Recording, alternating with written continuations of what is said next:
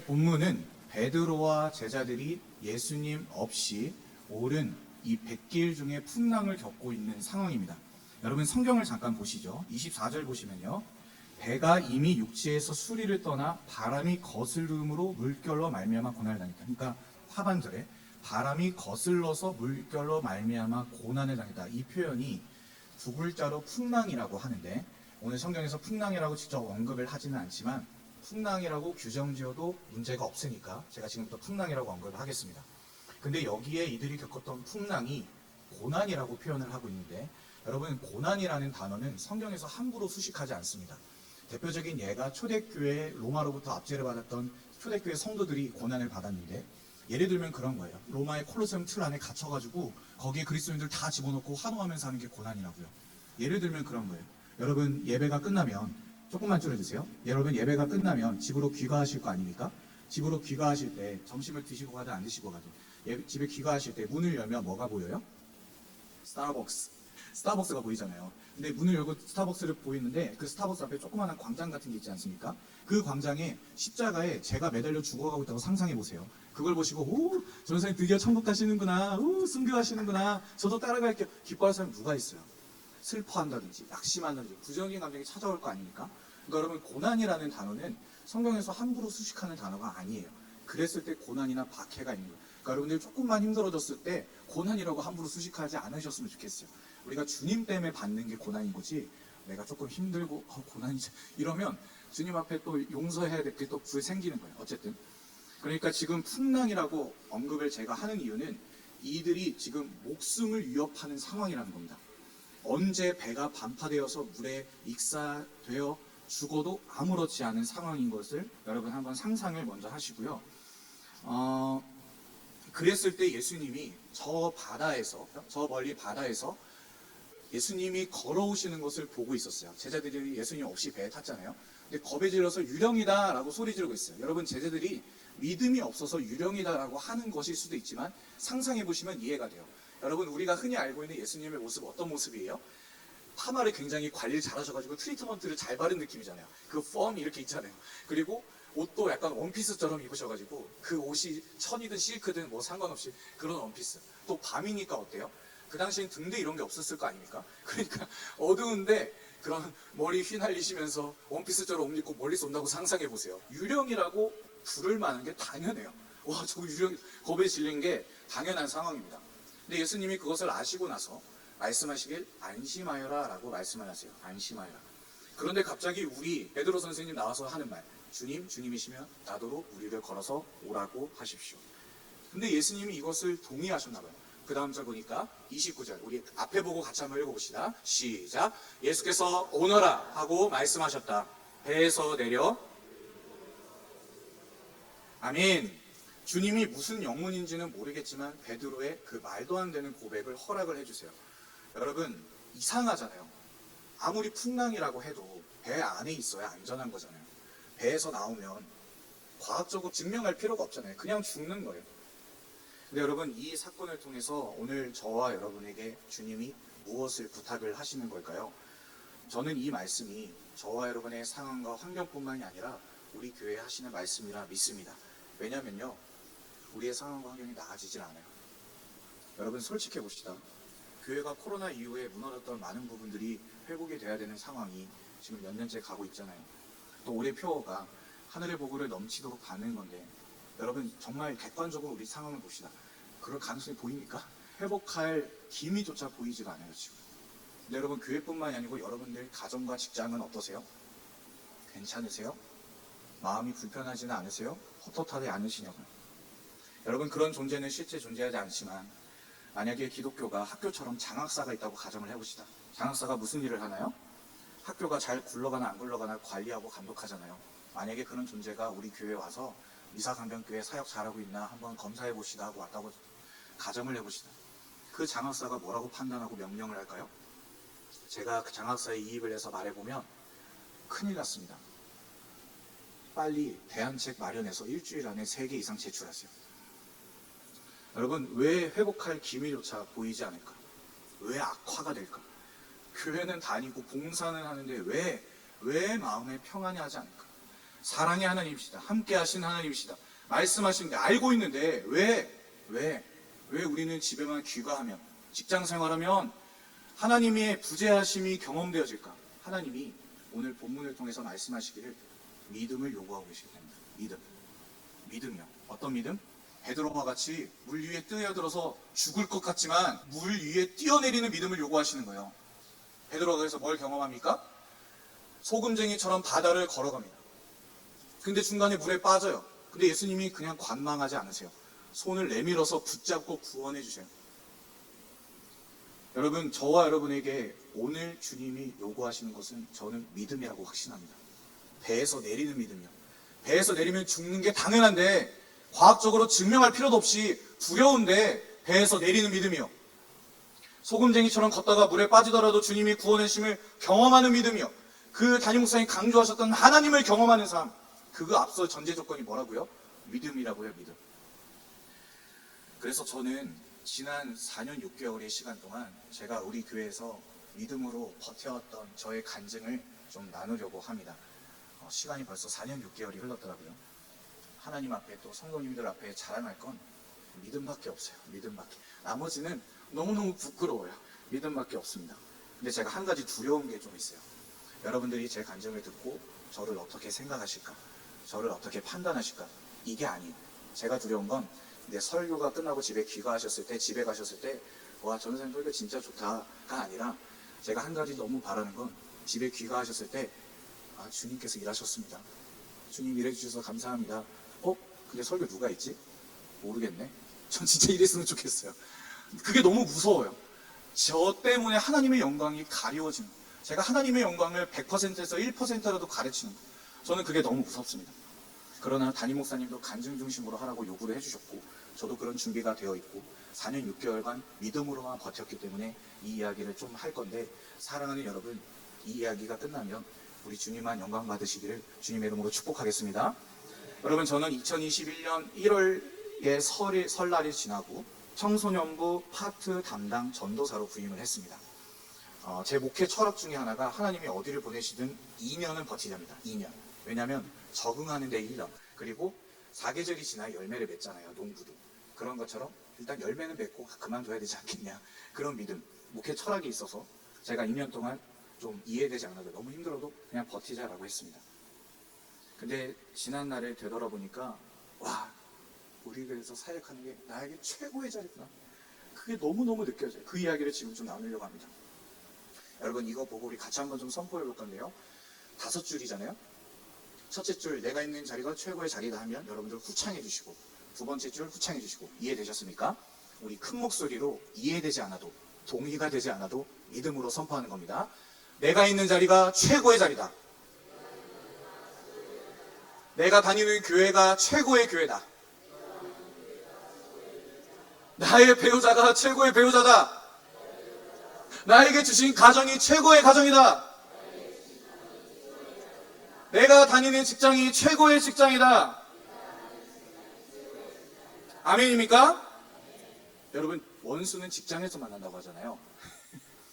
근데 그 원수를 만나게 하시는 것도 하나님이심을 믿는다면 우리가 세상 사람들과 똑같이 뒷담하고 욕할 게 아니라 그 원수를 위해 기도해야 되지 않겠습니까? 어쨌든 믿음으로 2년을 보냈는데 그 3년이 꽉 채워졌을 때쯤에 어려움이 찾아왔어요. 제가 간증을 지금 할 때 여러 가지 은혜가 있지만 제가 이사 다닌 얘기를 좀 할 거예요. 왜냐하면 이게 믿음의 그 결과였기 때문에 제가 이사를 4번, 5번을 다녔거든요. 그 이사 다닌 얘기를 좀 할 건데, 제가 처음 3년은 파트 전도사로 7개월쯤 하고 이제 전임 전도사, 평일에도 근무를 하는 전임 전도사로 전향이 되자마자 이제 집을 구해야 되는 상황이었습니다. 왜냐하면 저희 부모님은 지금도 전라북도 전주에 계시거든요. 그래서 이제 혼자 살아야 되는데, 처음 3년은 월세와 관리비를 포함해 고정비용이 70만 원 이상의 지출이 되는 강일동에 살았습니다. 미사는 안 되겠더라고요. 미사는 월세 70부터 시작을 하더라고요. 그래서 강일동 50만 원부터 시작을 했어요. 근데 제가 새벽에 차량 운행을 해야 되니까 교회가 가까워야 되고 또 차를 가지고 왔다 갔다 해야 되는 상황이잖아요. 근데 처음 집에 1년만 살았어요. 왜냐면 갔는데 계약을 했는데 기계식 주차장이더라고요. 제가 그때도 몰랐어요. 저는 스타리스가 될 줄 알았거든요. 계약을 하고 안 되는 걸 그때 알아서 1년 동안 좀 고생을 좀 하다가, 감사하게도 그 바로 건너편에 있는 동일한 가격에 동일한 이제 고정 비용에 이제 전세 대출이 가능한 전세 계약 집으로 갔습니다. 그렇게 2년을 처음을 3년 살았는데 이 3년이 끝날 때쯤 번아웃이 찾아왔어요. 번아웃. 저희가 번아웃은 광야거든요. 제가 제 인생에 번아웃을 3번을 겪었는데 첫 번째, 두 번째 다 회복하는데 1년이 넘게 걸렸어요. 그래서 이 번아웃이 찾아왔을 때 너무 두려웠지만 어쩔 수가 없었던 게 뭐냐면 제가 두 번째 집에 2년을 살았잖아요. 2년을 언제까지 살았냐면 작년 11월 말까지 살았어요. 11월 중순. 왜냐면 계약이 그때까지였어요. 근데 그 해 작년 8월 중순쯤에 문자가 왔는데 행복주택 서류 합격자 연락 문자가 온 거예요. 근데 여러분 해보신 분들은 알겠지만 이게 서류 합격도 하늘의 별따기예요. 30번, 40번, 50번을 지원해도 서류 합격 문자가 온 적이 없어요. 요즘에 되게 많거든요. LH, SH, 허그 등등 임대주택 이런 게 되게 많아요. 이걸 다 해도 문자가 온 적이 없어요. 근데 여러분 보세요. 제가 2년 넘겼죠. 3년 버텼죠. 3년 버틸 때쯤에 8월 달에 그 문자를 받았다고 가정을 해보세요. 할렐루야, 하나님 일하시면 아닙니까? 제가 사역 때문에 올라왔어요. 다른 것 때문에 올라온 것도 아니고 저는 당연히 서류 합격 통과될 줄 알았어요. 당연히. 왜? 성경에서는 3이 또 완전수거든요. 그러니까 삼위일체 하나님에서 3이 완전수예요. 그러니까 3년 버텼으니까 하나님 주실 것이다. 주위에서도 다 그랬어요. 교회 신앙 있는 분들도 야, 전사님 너무 고생하셨다. 이제 주님 다 저도 그랬어요. 저도 확신이 들더라고요. 근데 8월에 서류 합격 문자가 오고 발표 날이 12월 초였어요. 그러니까 한 보름 정도는 텀이 생겨서 그 집에 더 살 건지 아니면 다른 데로 이사 갈 건지 결정을 해야 되는데 그때도 전세 사기가 엄청 유행했어가지고 주변 분들이 다 전세 대출금을 먼저 갚아라. 전세금 1억이었거든요. 그래서 그걸 갚아라라고 해서 전세금을 돌려받고 선택했던 게 바로 고시텔이었습니다. 고시텔의 장점은 그 한 달별로 계약을 할 수가 있어요. 그래서 언제든지 이사를 갈 수 있게끔 고시텔로 덜컥 계약을 했습니다. 하남시청에는 고시텔이 3개, 4개 정도 그때 있었는데 그 중에 가장 좋은 곳을 골라가지고 선택을 했습니다. 고시텔이 어떤 느낌이냐면 화장실이 바로 침대 앞에 붙어 있어가지고 샤워를 하면 습기가 안 나가는 구조예요. 그러니까 사람이 살기에는 좀 어려운 곳이더라고요. 근데 저는 너무 감사했던 게 뭐냐면 일단 행복주택 대거고 그죠? 그리고 감사했던 건 그 당시에 고시텔이 되게 좋은 고시텔이라 5층부터 한 8층까지인가가 운영하는 고시텔이었는데 고시텔을 알아볼 때 창문이 있는 방이 딱 하나 있었어요. 여러분 제가 무슨 생각하겠어요? 할렐루야. 자 보세요. 창문이 있는 방이 제가 발견했을 때 어떻게 느꼈겠어요? 할렐루야, 주님이 하셨구나. 그러지 않았겠어요? 환기도 시켜야 될 거 아니에요, 그죠? 네, 그런 거예요. 그러니까 방도 있고 어차피 보름 뒤에 행복주택 갈 거고 할렐루야 하면서 계약하고 이사하고 다 했어요. 그런데 이사한 날 그날 밤부터 마음에 어려움이 찾아왔습니다. 뭐였을까요? 하남시청 주변 가보신 분들은 알겠지만 거기에 노래방과 클럽이 많아요. 그러니까 창문을 통해 소음도 들려오고 근데 소음이 저는 문제가 아니었어요. 문제가 뭐였냐면 그 반짝반짝반짝반짝하는 그 불빛들 눈을 막 밤에 잠을 못 자겠는 거예요. 또 언제였어요? 11월 말이니까 지금 날씨가 어때요? 겨울이잖아요. 이 집주인이 돈을 아끼겠다고 선택한 거겠죠? 낮에는 틀고 밤에는 껐어요. 너무 추워가지고 그 다음날부터 교회에 있는 히터 남는 거 하나 빌려가지고 거기서 들고 갔어요. 근데 여러분 그때도 괜찮았어요. 왜? 행복주택 갈 거니까 보름 뒤에 갈 거니까 주님이 해주실 거니까. 근데 여러분 떨어졌습니다. 제가 그 문자를 받고 바로 번아웃이 찾아왔어요. 이제 그냥 집에 내려가야겠다. 아니면 딴 데 가야겠다. 왜? 2년 버텼잖아요. 1년 더 했잖아요. 저는 행복주택 떨어진 게 하나님이 너 이제 그만해라라는 말로 들렸어요. 당연히 아니었지만 그 당시에. 근데 감사하게도 떨어진 그 다음날 어떤 분을 통해서 전화가 오는데 이분이 원래 전화하시는 성향이 아니거든요. 근데 제가 떨어진 걸 전에 듣고 저한테 전화를 하신 거예요. 제가 걱정이 돼서 전화를 하셨던 거죠. 근데 이분도 이제 영적이신 분이라 엄청 위로해 주시고 공감해 주시면서 저의 마음에 따뜻함을 주시더라고요. 근데 통화 말미쯤에 그런 얘기를 하셨어요. 전사님 근데 지금 내려가면 다른 사역지로 가면 전사님에게 맡겨진 양을 누가 돌봐요? 누가 책임져요? 근데 저는 그 말이 너무너무 서운하고 반항적이었어요. 왜냐하면 여러분 사역은 누가 하는 겁니까? 하나님이 하시는 거잖아요. 저 없어도 되잖아요. 그죠 여러분? 믿으십니까? 여러분 이거 믿으셔야 돼요. 하나님이 하시는 거잖아요. 주님이 우리 교회 사랑하시면 나보다 더 좋은 사역자 보내주시겠지. 그래서 그 말미에 그 말이 되게 서운했어요. 근데 감사한 건 뭐였냐면 그 통화 중에 번아웃을 하루 만에 바로 극복을 했는데 바로 이 말입니다. 우리 이 말 같이 읽어볼까요? 시작. 고난이 하나님 아버지 자녀의 명예입니다. 명예입니다. 고난이. 왜냐하면 제가 그 당시에 남포교회 원로 목사님이신 박영성 목사님의 로마서 강해를 현장에서 직접 듣고 있었거든요. 그래서 로마서를 보니까 성령으로 인도함을 받는 사람은 하나님의 자녀다. 그리스도와 함께 영광을 받으려고 함께 고난을 받으면 상속자요 공동 상속자다. 우리가 무엇을 상속받는 겁니까? 하나님 나라를 상속받는 겁니다. 그러니까 고시텔에 사는데 행복주택에 떨어진 이 사실이 저에게 훈장으로 믿어졌어요. 그렇잖아요, 여러분. 잠은 잘 수 있잖아요. 초막이나 궁궐이나 하나님 나라 아닙니까? 근데 고시텔이 초막은 아니잖아요. 그래서 번아웃이 바로 극복이 됐습니다.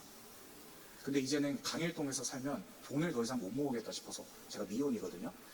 그래서 돈을 더 이상 못 모으겠다 싶어가지고 이제는 좀 더 싼 데를 가자 해서 덕풍동을 갔습니다. 3룸에 25만 원을 발견한 거예요. 3룸에. 와우. 집주인도 너무너무 좋으신 거예요. 할머니이신데 저한테 막 귤도 갖다 주시고 이러세요. 그래서 너무너무 좋았어요. 1년이 된다 그래서 바로 여기를 계약을 했습니다. 근데 여러분, 이 집이 어디였을까요? 반지하였던 거예요. 저는 반지하의 꽃이 여름에 피는지 몰랐어요. 겨울에 갔잖아요. 아주 잘 살다가 여름 되니까 곰팡이들이 막 활짝활짝 피면서 여기 봐주세요, 저기 봐주세요 하는 거예요. 와우. 저는 곰팡이가 옷에도 피는지 이번에 처음 알았어요. 저도 아파트 세대여가지고 몰랐어요. 와, 옷에도 피고 벽에도 피고 마음이 너무 어렵더라고요.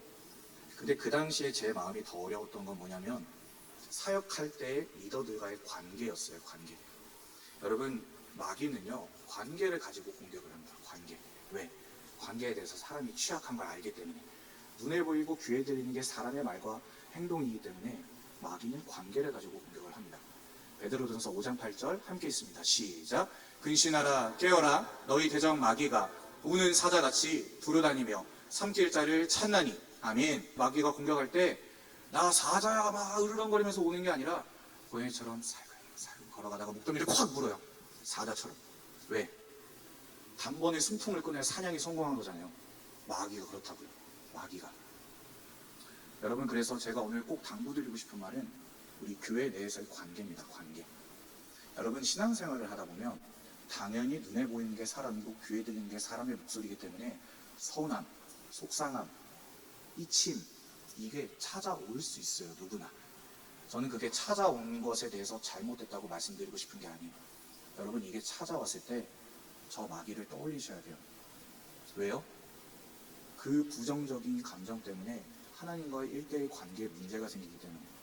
그래서 부정적인 감정이 찾아올 때, 특히 교회 안에서 마귀가 수시로 공격을 하기 때문에 부정적인 감정이 찾아올 때 즉각적으로 대처해야 됩니다. 여러분, 부정적인 감정이 찾아오는 게 잘못이 아니라고 말씀드렸습니다. 저도 그랬어요. 뒤이어서 나겠지만 저도 그랬다고요. 근데 이 감정이 찾아왔을 때 빨리 해결해야 돼요. 왜냐면 본인이 손해예요. 본인. 사자가 목덜미를 문다 그랬잖아요. 그러면 가만히 있어요? 떨쳐내야 되잖아요. 그래야 그거예요. 떨쳐내야 돼요. 최대한 빨리.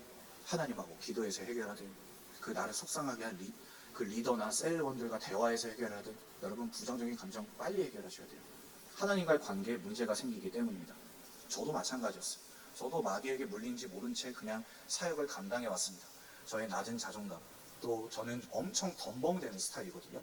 그래서 저의 실수들이 있으니까, 저의 연약함을 제가 아니까 이것 때문에 교회에 피해를 줄까봐 너무너무 그게 싫어가지고 완벽하게 하려고 하고 막 계획을 짜서 하고 철저하게 하려고 막 예민하고 막 이랬었어요. 근데 여러분, 제가 반응했던 게 누구에게 집중하는 거예요? 나에게 집중하는 거잖아요. 나에게. 내 실수 드러나지 않기 위해서. 그렇다 보니까 기질적으로 저는 엄청 순한 편이거든요. 저희 어머니가 20대부터 전도사 사역을 하셨기 때문에 제가 갓난아기 때부터 교회에 아무나 맡겨졌어요. 근데 저는 거의 안 울었대요. 아무한테나 가도 엄마한테 간 것처럼 편안하고 기질적으로 순했는데, 내가 하려고 나에게 집중하다 보니까 사역에서 보여주는 모습은 예민하고 까탈스럽고 화내고. 아마 우리 성도님들도 길 가다가 저를 보셨을 때, 저 전도사님은 얼굴은 참 착해 보이는데 왜 이렇게 표정이 안 좋으시지? 바쁘신 건 알겠는데 사무실에는 왜 안 나오시지? 왜 그러시지? 이런 의문을 가지신 분들이 이 자리에 있을 줄로 압니다. 왜요? 나에게 집중하니까 그런 거예요. 나에게 집중하니까. 하나님이 아니라 나를 보람이니까 마귀에 물린지도 모른 채 그냥 살아간 것이죠. 근데 그렇게 반지하 생활을 보내다가 행보주택이 붙었습니다. 근데 제가 지금 행보주택 붙은 얘기를 하고 싶은 게 아니라 이번 여름 사역을 통해서 제가 총 4번의 사역을 감당했는데 4번의 사역 때 하나님이 말씀해 주신 여러 가지 은혜들이 있지만 한 가지 정의가 뭐였냐면 바로 믿음이었습니다. 믿음이 뭐냐? 나를 보는 게 아니라 하나님을 볼 수 있게 하는 능력이다. 믿음. 수련회 때 이 여러 집회들, 강사들을 통해서 말도 안 되는 은혜를 부어주시는 거예요. 제가 어떻게 설명해야 될지 몰라서 말도 안 되는 은혜를 정의내려서 지금 나누는 겁니다. 하나님이 진짜 말도 안 되는 은혜, 내가 구하지도 않았던 거, 예전에 구했던 거, 지금은 번아웃이 되고 그 리더들과의 관계에 환멸이 나서 나에게 집중했던 그 상황이 기도조차 못했던 그때 과거에 내가 기도했던 거, 그 이상으로 하나님이 말도 안 되는 은혜를 부어주시는 거예요. 그래서 이런 그림이 저에게 주어졌습니다.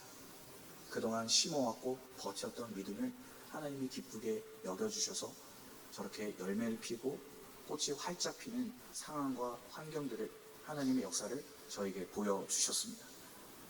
근데 여러분, 여기서 제가 자만하고 교만하지 않고 더욱 정진해야 될 것은 뭐냐면, 여러분, 저 꽃밭 사이로 걸어 다닌다고 한번 상상을 해보시다.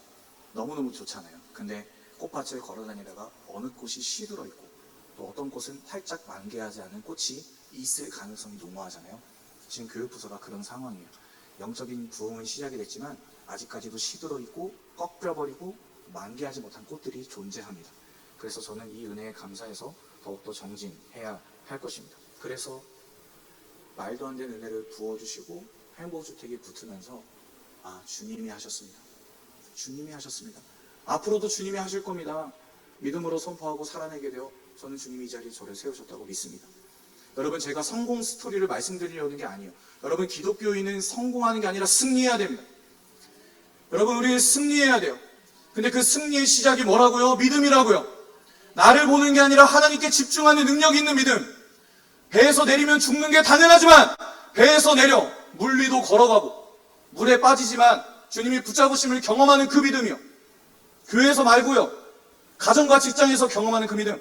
하나님 살아계시는구나. 하나님 구약 신약에만 역사하셨던 하나님 아니라 21세기 AI 시대, 자본주의 시대에도 동일하게 역사해 주시는구나. 여러분들이 경험을 하셔야 믿음이 시작이 되고 신앙이 성장하고 예배하는 자로 살아갈 수 있는 줄로 믿습니다. 그래서 오늘 믿음을 반드시 나눠야 됩니다. 자, 믿음이 없이 하나님 기쁘시게 해드릴 수 없기 때문에 오늘 주님이 기뻐하시는 믿음으로 살아낸다는 것은, 첫 번째는 믿음은 배 위에서 내리는 겁니다. 배 위에서. 여러분, 배라는 건 하나님과의 1대1 관계에서의 바운더리, 선입니다. 여러분, 신앙생활 할 때 누구나 하나님과의 관계에 선을 칩니다. 저도 6시에 퇴근하면 전화나 문자가 오면 그렇게 반갑지가 않았어요. 그러니까 이런 선, 여러분들에게 다 있을 줄 압니다. 하나님, 나 여기까지만 할게요. 하나님, 나 헌금 이 정도만 할게요. 하나님, 나 주일 예배만 드리고 갈게요. 하나님, 나 봉사 이거 1개만 할게요. 제 능력 아시잖아요. 저 부족하잖아요. 하나님, 저 아시잖아요. 저도 너무 힘들잖아요. 저 주일 예배만 드리고 갈게요. 이거요. 선, 나만의 선. 여러분, 이 고백 누구한테 집중하는 거예요? 나에게 집중하는 거예요. 하나님이 어떻게 생각하시든 의중도 여쭤보지 않고 내 상황 환경에 몰두해서 집중해서 믿음이 전혀 보이지 않는, 배 안에서 풍랑으로 인해서 언제 죽을지도 모르는데 그 안에서 주님 저 이러고만 있을게요, 이런 믿음이 없는 거예요. 그건 그 배, 하나님과의 선. 예수님께서 베드로에게 오너라라고 말씀하셨을 때 베드로가 어떻게 했다고요? 배에서 내렸대요. 즉각적으로 순종합니다. 왜? 그게 나를 살리는 길이니까. 여러분을 살리는 길이라고요. 배에서 내리면 죽을 것 같지만, 두렵지만, 무섭지만 배에서 내리는 게, 배에서 내리는 믿음이 저와 여러분을 살리는 길인 줄로 믿습니다. 그러고 나서 예수님께서 그를 붙잡으셔서 물 위를 소금쟁이처럼 걷게 하시고 물에 빠져도 손으로 붙잡아 주시는 하나님을 경험하지 않습니까? 요한복음 3장 29절 앞에 보고 함께 있습니다. 시작.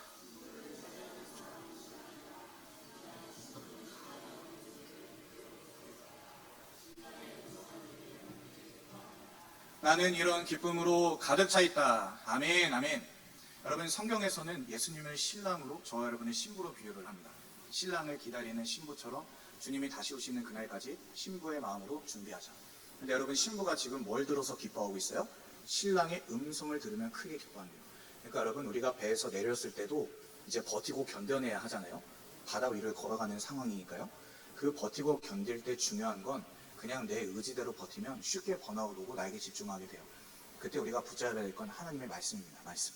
저도 4년 6개월간 말씀 붙잡고 믿음으로 버텼어요. 다른 거 붙잡지 않았어요. 그러니까 너무 부족하고 연약하니까 말씀이 뭐 19절, 20구절이 아니라 한두 구절 붙잡고 기도하는데, 하나는 두세 사람 모인 곳에 내가 함께한다. 또 하나는 로마서 5장 8절이었어요. PPT에 있는데 제가 안 보고 해볼게요. 우리가 아직 죄인 되었을 때 그리스도께서 우리를 위하여 죽으심으로 하나님께서 자기에 대한 사랑을 확증하셨느니라. 아멘. 무슨 말입니까? 죄인 되었을 때 하나님의 사랑을 확증하셨대요. 예수님을 통해서. 그러니까 저와 여러분이 사랑받을 자격이 있다 없다? 있다. 나의 어떠함 때문에 하나님이 나를 떠나신다 안 떠나신다? 안 떠나신다. 세상 끝날까지 너희와 함께한다. 절대 떠나지 않으신다. 그래서 여러분, 우리가 믿음으로 버텨낼 때 말씀을 붙잡고 버텨야 합니다. 선생님, 저는 뭘 붙잡아야 될지 모르겠는데요. 생각이 안 나는데요. 이유가 뭘까요? 안 읽어서 그래요. 성경을 안 읽으니까. 큐티한 걸로 만족하니까. 큐티 학교 교재의 단어를 끌어오면 인스턴트 큐티하니까. 큐티한 걸로 만족하고 말씀을 멀리하고 유튜브에 나오는 소리들, 부자와 명언가들의 소리에 귀 기울이니까 낙심하게 되죠. 절망해요. 당장은 좋은 것 같지만 유지되지 않는다고요. 여러분, 말씀이 생명이라며.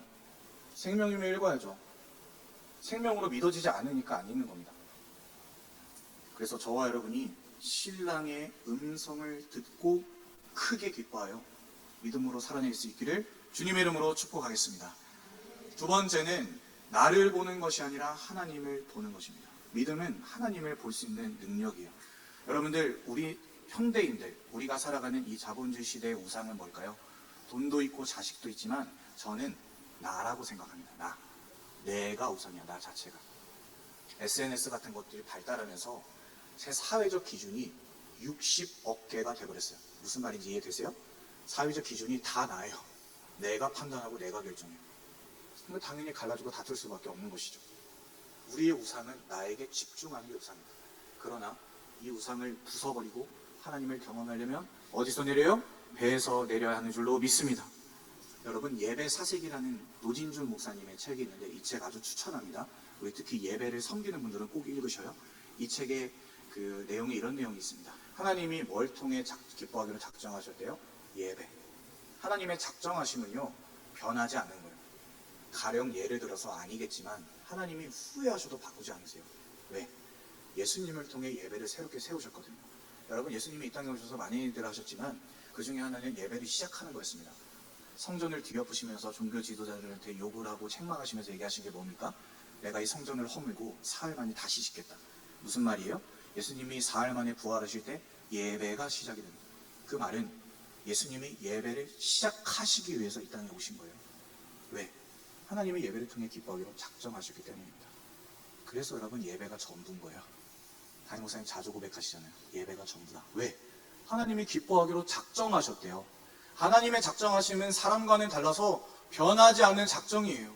그래서 우리는 예배를 통해서 믿음을 구해야 되고, 믿음의 믿음을 구하여 배에서 내릴 뿐만이 아니라 바다 위를 걸어갈 때 풍랑을 만나도 바다에 빠진다 할지라도 주님의 붙잡으심을 경험해야 되는데 그 시작이 어디입니까? 예배인 줄로 믿습니다. 그래서 여러분, 주일 성수가 목숨을 걸고 해야 되는 거예요. 여러분, 여행도 끊어내셔야 됩니다. 일주일에 한 번 1시간 드리는데 그것도 귀찮아가지고, 그것도 힘들어가지고, 여러분, 주님이 보시고 어떤 생각 하시겠어요? 안타까운 마음이 드실 것 같아요. 사랑하는 아들아, 사랑하는 내 딸아, 그 예배도 지루하고 힘들어? 너 지금 너에게 필요한 거 믿음인데 믿음 구해야 되지 않은 거야? 믿음이 있으면 소망을 구해. 소망이 있으면 사랑을 구해. 믿음, 소망, 사랑이 그 얘기예요, 여러분. 근데 여러분, 우리의 삶이 어때요? 여전히 연약하고 부족해요. 저도 똑같아요. 저도 이 은혜 날아갈까봐 너무너무 걱정이 돼요. 왜? 주님을 못 믿는 게 아니라 지난 4년이 넘는 시간 동안 그런 모습만 보여왔기 때문이에요. 내 모습 내가 잘 알잖아요. 또 돌아갈까봐 겁이 나요. 연약하고 부족해요. 여전히요. 그럼에도 불구하고 주님은 사랑하신다, 너와 함께 하신다라고 지속적으로 말씀하고 계세요. 이사야서 46장 4절입니다. 하나님이 나를 지었으니 구원하여 주겠다. 근데 그 구원이 구원으로 끝나는 게 아니라 삶의 자리에서도 품고 다니겠고 안고 다니겠고 구원하여 주겠다. 저는 이제 새벽 예배 때마다 권사님들을 모시고 다니잖아요. 가끔은 그런 생각해요. 권사님들 죄송합니다. 되게 소녀 같으시다. 그런 생각해요. 저렇게 나이는 많이 드셨지만 여전히 소녀 같은 면이 있으시구나. 근데 주님을 보시기에 어떻겠어요? 주님이 보시기에는 나이나 상황을 보시지 않으세요. 주님 마음의 중심 보신다 했잖아요. 주님이 여러분들 보고 무슨 생각하시겠어요? 사랑하는 아들아, 사랑하는 내 딸아, 일어나서 나와 함께 가자. 배에서 내려줘, 제발. 여러분, 주님은 강요하지 않으세요. 계속 기다리고 계세요. 아주 친절하고 젠틀하고 예의 있으신 주님이세요. 구약에서 하나님이 너무 인상적이어서 그렇지 우리의 선입견이라고요. 여러분, 마지막으로 욥에 대한 이야기를 하고 좀 마치려고 합니다. 욥. 여러분, 욥이 겪었던 고난은 어떤 고난입니까?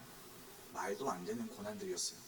욥이 부자고 또 당대의 완전한 의인이라고 칭찬받는 사람이었는데 가정이 무너지고 가족들 다 부르심받고 가잖아요.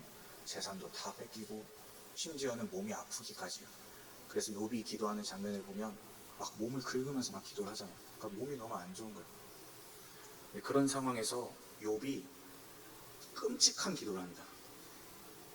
욥기 3장에 보니까 자기 생일을 저주하면서 이 밤도 망해버렸다는, 숨이 끊어지지 않았던가. 이게 무슨 말입니까? 내가 태어난 날도 나는 저주한다. 왜? 어머니가 나를 낳았을 때 그 밤도 그냥 망해버렸다면 내 삶은 없었을 거다. 여러분, 이 기도가 어떻게 보이세요?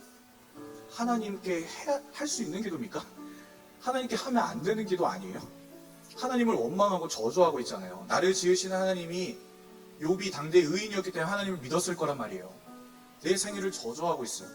나를 태어나게 하신 어머니의 태를 원망하고 있어요. 하나님께 하면 안 되는 기도 아닙니까? 너무너무 끔찍한 기도 아닙니까? 근데 하나님이 욥의 기도를 인정해 주시고 마지막 42절에 이런 말씀을 하세요. 내가 그의 기도를 들어줄 것이다. 주님께서 욥의 기도를 들어주실 것이다. 주님이 직접 말씀하세요. 여러분, 이 말씀의 교훈은 뭡니까? 우리가 하나님을 저주하는 것과 같은, 하나님을 원망하는 것과 같은 기도를 한다 할지라도 믿음으로 붙어 있으면 그게 기도인 거예요. 무릎 꿇고 두 손 모으고 눈물 흘리면서 기도하는 기도만이 아니라요. 설거지를 하다가도 주님, 우리 둘째 학원 가기 싫어하는데 주님 학원 가, 이것도 기도예요. 여러분, 운전하다가도 하는 거예요. 주님께 붙어 있으면 욥의 고백이라 할지라도 끔찍한 기도라 할지라도 주님이 다 듣고 기억하고 계시는 줄로 믿습니다. 왜요? 나의 아버지시니까요. 세상의 아버지도 자식이 투정 부릴 때 다 받아주는데 하물며 우리를 지으신 하나님 아버지가 우리가 원망하는 기도를 할 때 다 들어주시고, 그래도 내가 너를 사랑한다. 너의 기도를 기억하고 있다. 내가 가장 좋은 때 너의 기도를 응답해 주겠다. 우리가 하나님 앞에 하나님의 것을 구할 때가 있잖아요. 근데 하나님이 안 주실 때가 많잖아요. 하나님이 왜 안 주실까요? 가장 좋은 때 가장 좋은 것을 주시기 때문입니다. 예를 들어 볼게요. 여러분들에게 가정을 해봅시다. 여러분 상상해 보세요. 여러분들에게 7살 남자 아들이 있다고 가정을 해봅시다. 이 아들이 칼싸움을 좋아해요. 그래서 막 집에서도 알렉산더 왕이라고 하고 막 뛰어 밖에 놀이터 가서도 나 알렉산더야 막 하면서 믿음으로 막 다니고 있다고 가정을 해보세요. 여러분들 보시기에 어때요? 혀를 끌끌 차면서 에휴 무슨 네가 이럴 거예요? 아니잖아요. 너무너무 사랑스러워 보일 거 아니에요. 아 그래도 건강하게 노는구나. 게임 안 하고 칼싸움 하는구나. 그래서 어느 날 이 아들의 생일에 대해서 아들에게 물어보니까 아빠 나 더 이렇게 칼처럼 보이는 칼 사주세요라고 말해요. 그럼 여러분들 어때요? 빚을 내서라도 사주고 싶잖아요. 그래서 이 아들에게 주방에 식칼을 줬다고 가정해봐요. 여러분, 이 아버지 건강한 아버지입니까? 아니죠. 장난감 마트에 뒤져서라도 칼처럼 진짜 보여지는 칼을 사다 줘야 건강한 아버지잖아요. 여러분, 마찬가지예요. 하나님이 가장 좋은 것을 가장 좋은 때에 주시는 이유는 식칼이 아니라 장난감 칼을 주기 위해서입니다. 가장 좋은 거. 지금 나에게 하늘의 보고를 열어주시면 내가 하나님과의 관계가 멀어지기 때문에 안 주시는 거예요. 저도 마찬가지죠. 행복주택을 허락하지 않으시고 마치 방치해 두셨던 이유가 그 당시에 제가 하나님이 아니라 사람에게 의지하고 있었던 거예요. 그랬다가 하나님이 저를 긍휼히 여겨주시고 버티신 믿음을 귀하게 보셔서 이번 여름에 하나님께서 열매를 주신 겁니다. 사랑하는 여러분, 하늘의 복을 받으시길 원하십니까? 세상 거 말고요. 세상에서 가장 좋은 거 말고요. 그것과는 비교할 수 없는 하늘의 복이요. 주님이 넘치게 내려주신대요. 근데 그걸 받으려면 우리의 시작이 뭐여야 된다고요? 믿음이어야 한다고요. 여러분, 믿음에서 배에서 내리시기를 주님의 이름으로 축복하겠습니다. 여러분, 배에서 내리셔야 돼요. 배에서 안 내리면 그냥 죽어요. 여러분, 배에서 내려서 물 위도 걸어보고 물에 빠져도 주님의 손잡으심을 경험하고 직장에서 가정에서 하나님의 일하심을 경험해 나가는 것인 줄로 믿습니다. 그렇게 세상을 이길 수 있는 믿음. 성경에서 표현하잖아요. 세상이 감당할 수 없는 자다. 왜요? 하나님이 만나와 메추라기로 먹이시고 불기둥과 그릇 기둥으로 인도하시고 보호하시기 때문인 줄로 믿습니다. 그 구약의 하나님, 신약의 하나님이 오늘날 동일하게도 일하심을 믿으시다면 여러분 배에서 내리시기를 주님의 이름으로 축복하겠습니다. 아멘.